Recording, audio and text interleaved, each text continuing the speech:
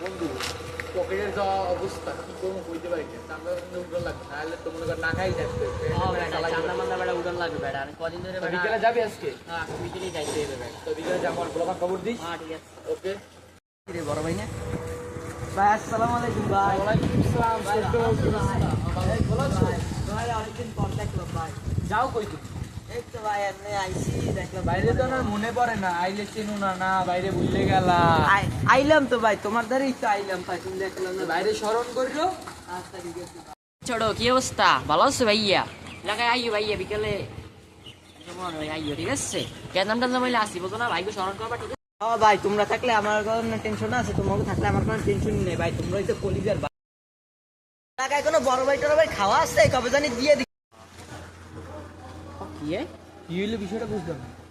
এই শালায় আমার পাও ধরে এক সময় ভাই দিবাই করে রাখতে, এই শালা আমাকে ছেড়ে দিলে।